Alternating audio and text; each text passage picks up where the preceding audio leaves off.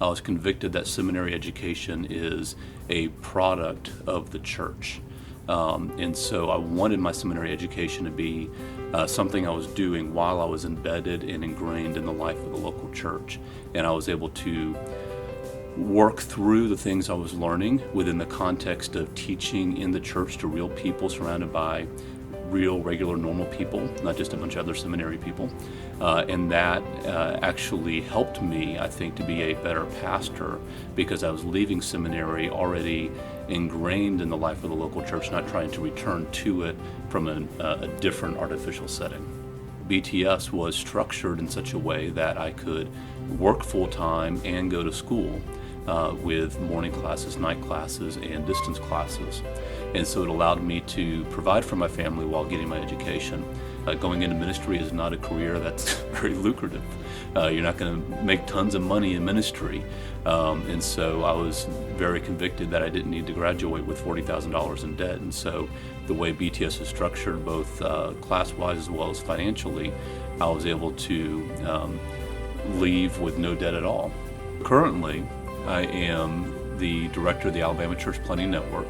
I had planted a church right after I graduated in 2012 in Clear, Alabama. Did that for 5 years, and then in the last couple of months, took over as the director of the Alabama Church Planting Network. And in that role, I am overseeing and facilitating church planting in 2 of the presbyteries here in Alabama. What BTS taught me most was how to take these big truths and apply them in a way that is practical to real people and points them to the beauty of Christ. One thing that has always stuck with me was at the beginning of, I believe it was Systematic Theology 1, Dr. Lohman made the statement that in 20 years of ministry for him, nobody had ever asked him about Schleiermacher's feelings on religion. But what people did ask him about was, does God really care about me? Does God love me? I would be foolish to ever think that I do have anything to offer, and at the same time I'd be foolish to think that God wouldn't use me, because he's already promised that he will. He uses faulty, broken, sinful people like me because of Jesus and what he's done on my behalf. And for me, theology, I love it. I love studying systematic theology, but it has to be grounded in the practical realities of the gospel. How do normal people know that there is a beautiful, glorious, gracious God who loves them, who is in charge of their life, doing all things for their good and for his glory? And all theology has to be practically expressed in worship.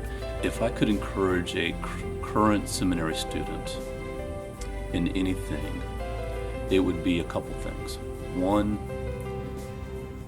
stay involved in the local church.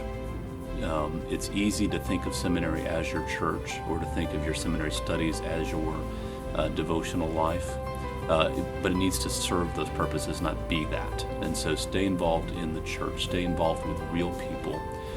Don't isolate yourself from regular, everyday people. And that's one of the things that I think BTS is really good at, is allowing you to both be involved in the church and even in the classes, being in classes with just regular people, not other ministry candidates all the time. So stay involved in the church. And secondly, never get beyond the gospel. The beautiful message of Jesus Christ, who has come, who has died, rose again, is coming back, and when he comes back, he will make all things new. That's a beautiful message, and everything else serves that message. And once we've gotten beyond that, we've lost the purpose of everything else. And so whether it's theology, whether it's biblical studies, whether it's language studies, all of it is to help better understand and better explain the beautiful message of Jesus Christ. And so never get beyond that. Don't lose sight of the grandeur of what Jesus has done and who he is.